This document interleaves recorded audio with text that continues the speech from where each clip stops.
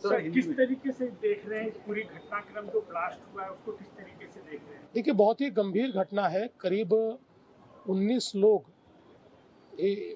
की इसमें मौत हुई है। 17 लोग क्रिटिकली इंजर्ड है।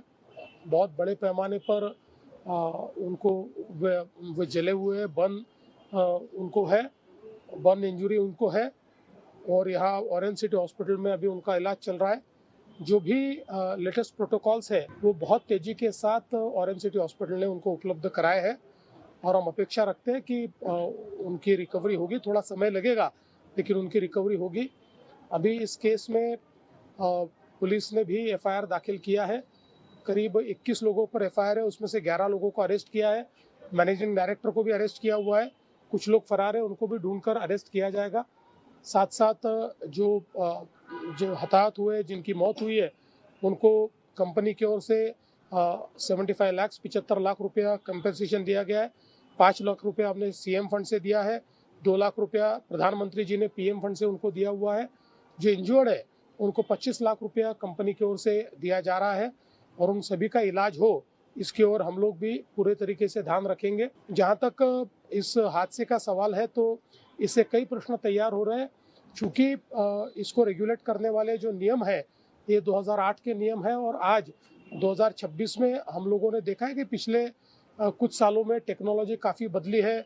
जो ज्वलनशीलता है उसकी भी तीव्रता है वो काफ़ी बड़े पैमाने पर बढ़ी हुई है। तो ऐसे समय जो प्रोटोकॉल्स आज हमारे यहाँ पर है, क्या वो पर्याप्त है, इसकी ओर भी देखने की आवश्यकता है। क्या कानून में पर्याप्त प्रावधान है, इसकी ओर भी देखने की आवश्यकता है। इसलिए हम लोग जब जांच तो कर ही रहे हैं लेकिन जांच के साथ साथ हम लोग इस एंगल पर भी फोकस करेंगे ताकि इस पद्धति से जो नियम है या कानून है दोनों में किस प्रकार के संशोधन होने चाहिए, उन संशोधनों के ऊपर कार्य करके हम केंद्र सरकार को निवेदन करेंगे। उस प्रकार के संशोधन केंद्र सरकार हाथ में ले। विशेष रूप से कुछ प्रोटोकॉल्स या कुछ प्रोसेसेस ये 100% ऑटोमेटेड की जा सकती है क्या, इसके ऊपर भी ध्यान देने की आवश्यकता है। क्योंकि ये जो सारे पदार्थ है इनकी ज्वलनशीलता इतनी तीव्र इस प्रकार की है कि जिसमें मिनिमम ह्यूमन एरर से भी बहुत बड़े पैमाने पर क्षति हो सकती है, लोग हताहत होने की संभावना होती है। इसलिए इसके कुछ प्रोसेसेस अगर ऑटोमेट हो पाए तो शायद इस प्रकार की जो घटनाएं हैं उन घटनाओं को हम लोग कम कर पाएंगे। तो उस दृष्टि से पूरी जांच करके इसका रिपोर्ट ये केंद्र सरकार को सौंपा जाएगा। मनुष्य जैसे मामले दर्ज किए जाएंगे क्योंकि बड़े पैमाने। देखिए, सारे मामले दर्ज हो गए।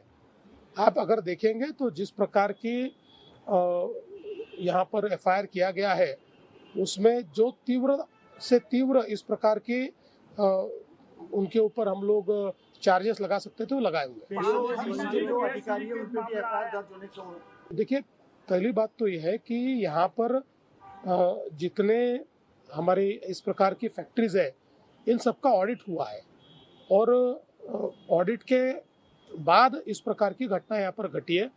तो निश्चित रूप से जब एक प्रकार से इसका जो कि रिपोर्ट आएगा उसमें कई जो सुपरविजन है उसमें कोई कमी है या अधिकारियों ने कोई जो कार्य करना चाहिए था लेकिन उसमें निग्लिजेंस दिखाया है तो ज़रूर उनके ऊपर भी कार्रवाई होगी।